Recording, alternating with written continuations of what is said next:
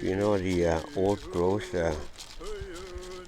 was the canopy was our church before, before the white man came here. And that's where people went to pray.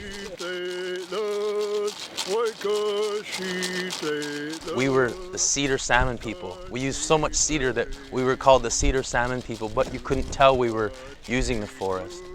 That's our law. We want to see healthy forests and ecosystems. Ecosystems that contribute to our livelihood, our sustenance. Well, it's our garden.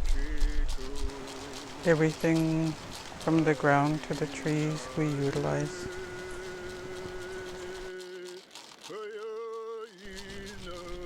The culture of Tla-o-qui-aht was largely based on the laws of nature.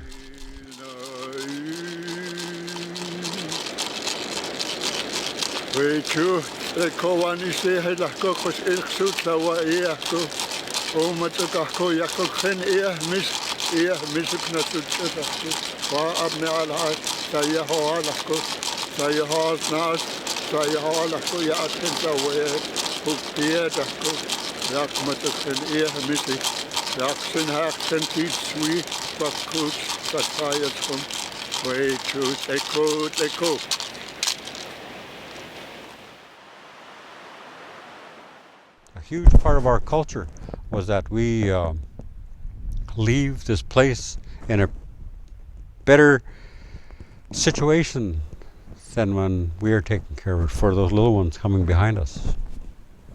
And that was a huge teaching. Mother Nature will provide our needs, but not our greed.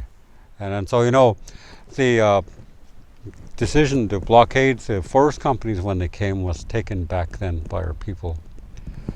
And I know that on Mears Island, at that place at Isikis, my father, my two brothers, and my father's partner at the time, we spent like 3 or 4 months there at the time. And we carved 3 canoes there. And it's a place where, the forest provides for our needs, for many, many needs. Water being the most important one. And then of course all the resources that come out of there. The cedar tree, the tree of life. There has been about 75% of the entire Vancouver Island cut. And the forest companies have gone and taken all of the best areas. And there are many communities on Vancouver Island that do not have enough suitable red cedar for their cultural purposes anymore. And that is of a huge concern.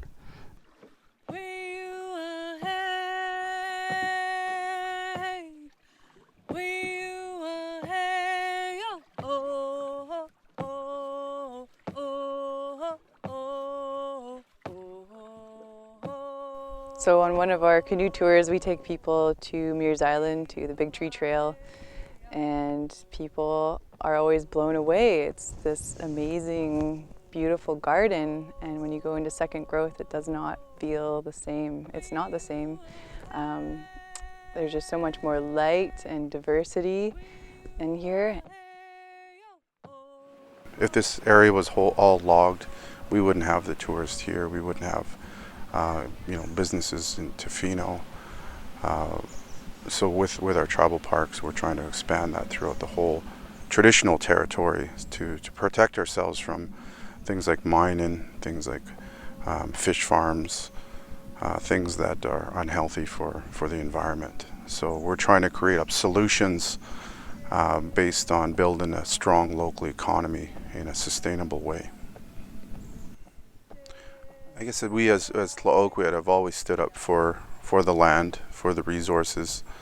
It's important that we take this stand so that future generations, so that our children can benefit from the beauty that's here. Our land use plan is to see millions of fish in our rivers and clean drinking water.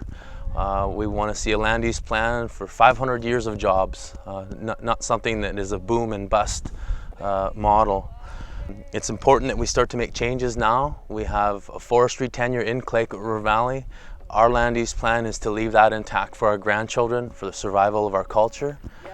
So it's important that we work now and to change the provincial tenure system to put something that values trees standing, that sees us with the ability to rebuild our rivers.